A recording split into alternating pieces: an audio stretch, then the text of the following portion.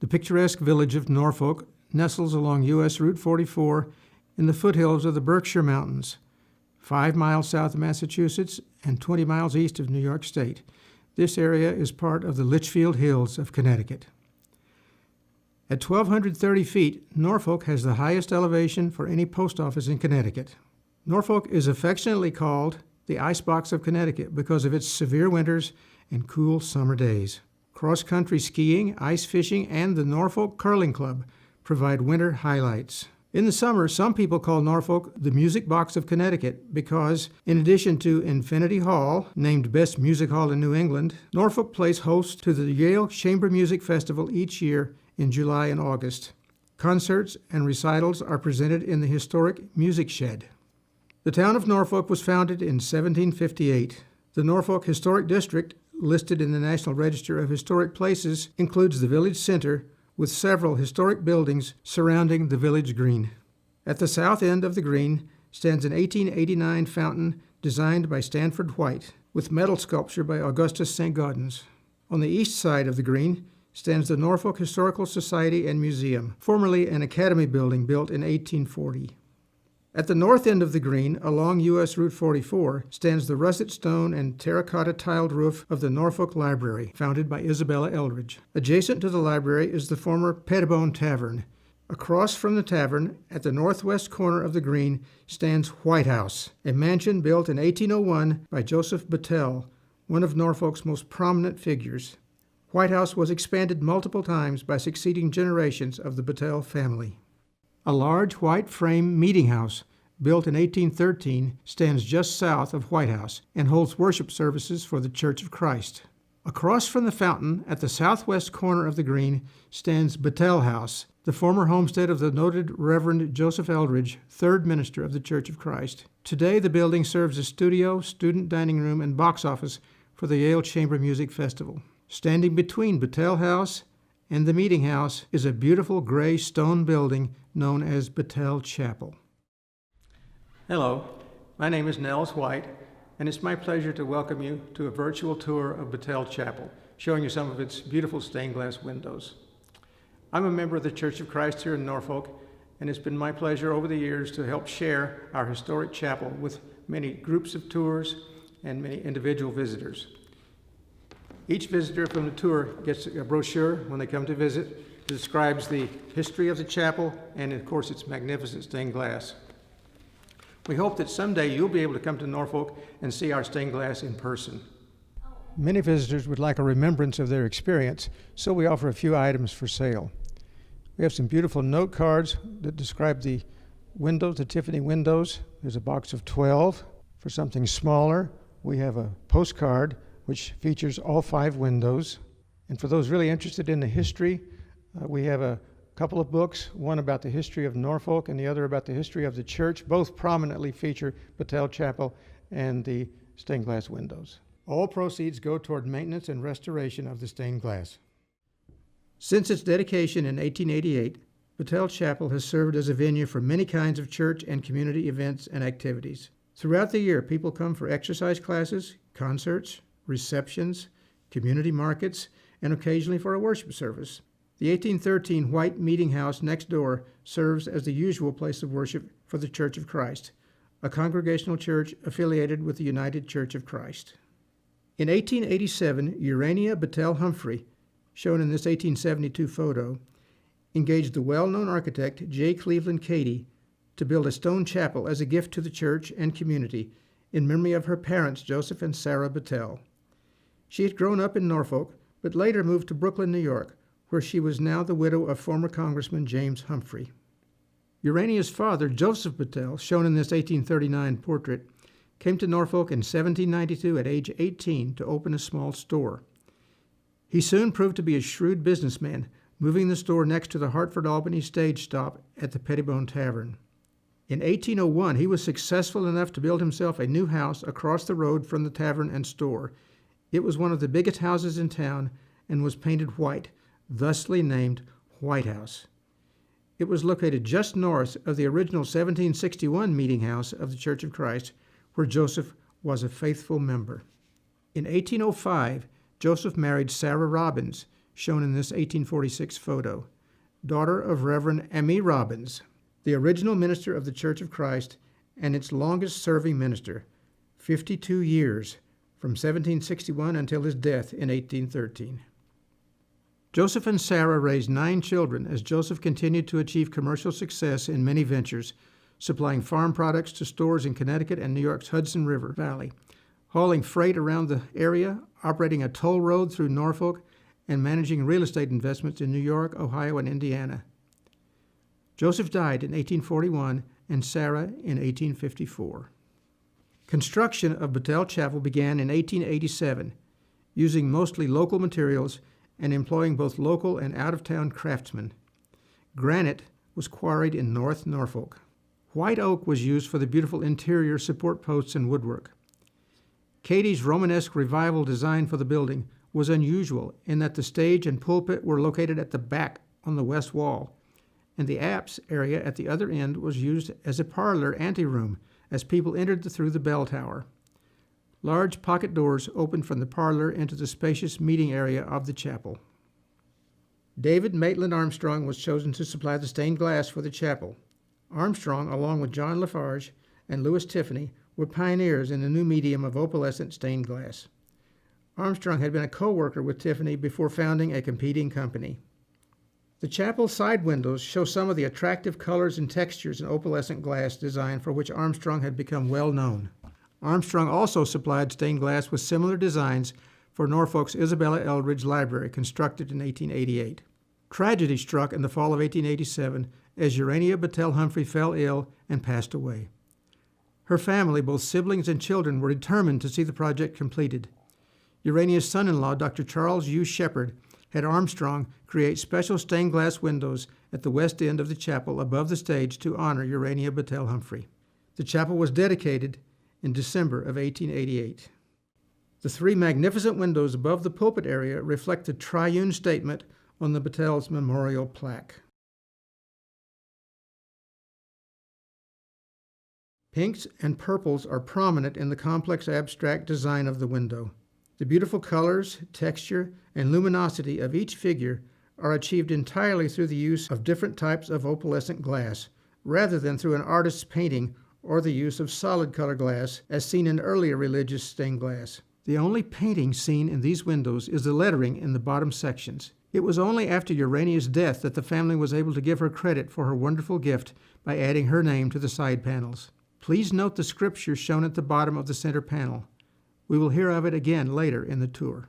Note the various opalescent techniques such as ripple and streak texture, as well as the brilliant colors blended into the glass. Note the sky or cloud effects in some sections, known as Kokomo patterns. A distinctive feature of our chapel Armstrong windows is the extensive use of gem pieces, where the round parts of most figures, including the side windows, are actually spherical rather than flat pieces of glass. Some of these are smooth spheres, while others are rough or faceted, and diameters range from less than 1 inch up to several inches. These pieces transmit light differently than the surrounding flat surfaces and provide amazing contrast. Sunlight streaming through the various glass textures dazzles the viewer with glittering patterns that change as you walk across the room. In 2016, an effort was launched to repair and restore all stained glass in Battell Chapel. The Armstrong windows had been repaired over the years, but the 128-year-old lead had become so weak that full restoration was required. The Tiffany windows, which we will see shortly, are 40 years younger and in better condition, needing only minor repairs and cleaning. Restoration of each Armstrong window is a major undertaking. Beginning with the center pulpit window, the sections of outer protective covering, weathered Lexan, were removed. Each section of the window's stained glass, there were 6 sections for the center pulpit window, for example, was carefully removed, and all were transported to the Glass Source studio in Shelton and later Seymour, Connecticut. The open window frame was temporarily covered with plywood. At the studio, the restoration expert Michael Skirtick and his assistants photographed and made rubbings of each section. Each individual piece of glass was numbered as it was removed from the old lead. There were over 1,000 pieces of glass in the 6 sections of the center pulpit window. Each piece was cleaned, repaired if necessary, or replaced if repair were impossible. Few pieces were repaired and very few were replaced. The pieces were then reassembled and glued into their original patterns with brand new lead holding them in place. Each section was then sealed against weather conditions. After a long wait for the Norfolk winter to end, the restored center window sections were brought back to the chapel and reinstalled in the window frame. New outer protective covers of tempered glass were installed. The cleaning of all the stained glass and the replacement of the weathered outer covering produced a remarkable improvement in color and brilliance when the afternoon sunlight shows through the restored window. As of summer 2020, the project has raised $222,550 toward a total goal of $300,000 in restoring 5 of the 7 Armstrong windows and repairing and cleaning 5 Tiffany windows in the Tiffany roof. Fundraising has now been put on hold until the church's steeple repair project is completed. Several Battell family descendants were noteworthy in the history of Norfolk and of Battell Chapel in the years following 1888 and leading up to the addition of the Tiffany stained glass. Joseph Battell Jr. became a benefactor of his alma mater, donating $200,000 in 1874 for construction of the original Battell Chapel on the Yale campus in New Haven. The Stanford White Fountain at the south end of Norfolk's Village Green was given as a memorial to Joseph Battell Jr. by his niece, Mary Eldridge. Most of Joseph and Sarah's children moved away from Norfolk, but son Robbins Battell made White House his home as he managed the Battell businesses. Robbins' sister Irene married Professor William Larned of Yale and moved to New Haven.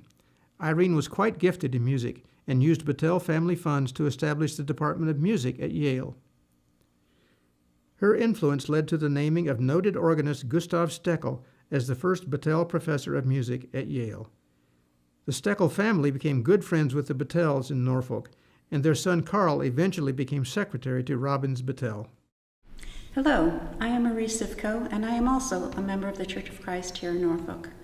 And I'm going to take you from the era of the Armstrong stained glass windows to the era of the Tiffany stained glass windows here in Battell Chapel.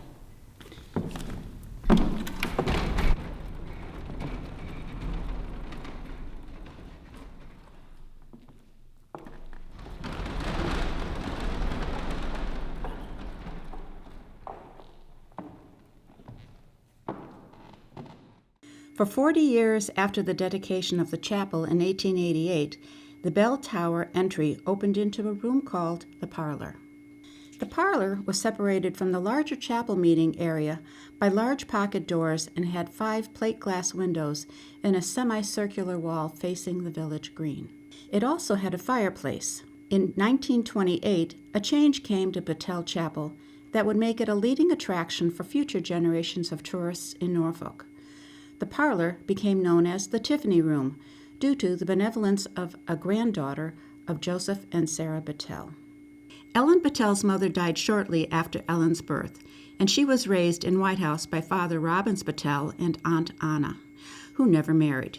Ellen married Frederick P. Terry at age 22, but became a widow within a year. She raised son Frederick in White House, but tragedy struck again in 1890 as her son died at age 16. In 1895, Ellen suffered yet another loss with the death of her father, Robbins. However, before 1895 came to a close, Ellen started a new chapter in her life when she married Carl Steckel. Ellen was able to find happiness with Carl as they contributed much to the community, including construction of the tower on Haystack Mountain and of the music shed, as well as founding the Litchfield County Choral Society and staging concerts with many famous musicians of the time. In 1925, Ellen suffered a final loss as husband Carl died. In 1927, Ellen consulted with Louis Comfort Tiffany of New York to design a gift for the church and community. Tiffany had become a friend of the family while spending time with the Battell-Steckel family in Norfolk. Tiffany Studios was commissioned for a total cost of $10,000 to replace all the glass in the Battell Chapel parlor with Tiffany stained glass. This included the pocket doors, the double door entrance from the bell tower, and the 5 windows facing the village green. The new windows were designed to show landscape images reminiscent of the Norfolk Hills, which would convey solace and a sense of inspiration in the cycle of the seasons. These 5 windows have become famous as the Tiffany windows of Battell Chapel in Norfolk. The first window is Promise. It portrays earliest spring, tender green shoots of grass appear upon the hillsides where two brilliant birds, a robin and a bluebird, carol their delight. Beyond in the distance, a haze covers the hills and softens the tones of the sky. The time of the singing of birds is come. Song of Solomon 2:12. Note the copper foil plus solder instead of lead is used to outline and hold the pieces of opalescent glass in place. This was a later development used by Tiffany to incorporate smaller and more delicate figures. Perspective of the distant hills is achieved by using multiple layers of glass with a Kokomo sky pattern placed on top. Note that the colors of the robin are also achieved with a raised layer of glass. See the model pattern of the darker spots on the hillside, one of the many textures achieved by skillful processing of the molten glass. The second window is realization. It depicts summer, and the foreground is thick with clumps of roses, lilies, and violets across whose bright heads one looks upon a green rolling landscape. Tall, luxuriously leaved trees rise at the right and left to frame a background of blue hills and sky. The flowers, rich foliage, and ripening hillsides suggest the fullness of summer's bounty. The flowers appear upon the earth. Song of Solomon 2:12. Note the streaking pattern in the beautiful blue flowing streak. In addition to the models and the finely detailed small opalescent flower petals, see the background texture created by the confetti technique, achieved by shattering blown glass fragments into a molten layer. Also, note the larger white raised lily petals. These are achieved using the drapery technique where a hot poker is pulled through the thickening molten glass in order to achieve textured folds. We skip over the center window for now. The fourth window is fulfillment. It portrays autumn as a blazing glory of color. In the foreground is a mass of blue aster, above which a green slope is crowned by an arching tree with brilliant foliage. A flaming red maple is visible below, against hills which pile, range upon range, seemingly without end in suggestion of the breadth of the harvest earth. The bright tones of the foliage vie with the purple and blue of the distance and water and sky. The promise of spring has been fulfilled. The harvest is past, the summer is ended. Jeremiah 8:20. Note the slightly darker sky created by another Kokomo pattern, as well as the ripple pattern in the goldenrod petals. The fifth window is rest. The earth has taken upon herself the winter semblance of sleep. In the foreground is a frozen stream, its irregular banks drifted deep with snow. At the right, straight dark pines have snow-laden branches. In the background, a forest of pointed firs rises against rugged snow-capped mountains. A winter bird, the chickadee, sings to be singing of the coming of spring, anticipating renewal of the cycle of life. He giveth his beloved sleep. Psalm 127:2. Note the even darker Kokomo sky pattern and the confetti texture in the distant hills. The overall blue tints, in contrast with the glistening white snow and ice, makes one feel the cold of winter in the icebox. This window includes a signature in the lower right corner, Louis C. Tiffany, New York. The center window is the sun of righteousness, which shines through all seasons. We see a glorious sunrise among the tall pines and a babbling mountain stream. Note the opalescent colors blended into the flowing stream. Also note that hand painting technique was required in the top center section to achieve the sunrise effect on the tall pines. This was the only Tiffany window which was taken out to the studio for repair. It had a large crack in the top section sky and had to have that piece of Kokomo glass replaced. During the repair process, it was discovered that the sunrise effect had been achieved through the use of 3 separate layers of glass. The outermost layer had yellow-brown stained shapes corresponding to the trees with golden sun rays behind. The next layer had blue stained shapes corresponding to the trees. With the placement of these 2 layers together, we see the green of the trees with the sun shining behind it. The third layer of glass completes the center of the scene. It is replacement glass made with the Kokomo sky pattern. The windows seen connecting the later Tiffany window with the original Armstrong window at the opposite end of the building. It brings to life the scripture written in the bottom section of the center Armstrong pulpit window. Unto them that fear my name shall the Son of Righteousness arise with healing in his wings. Malachi 4:2. May you, as have so many others through the years, feel peace, consolation, inspiration, and healing from viewing these beautiful windows. Thank you for joining us on this virtual tour. We hope you've been inspired by the history and the beauty of the stained glass artwork here in Battell Chapel. Please contact the Church of Christ to arrange for a guided tour or for an individual visit.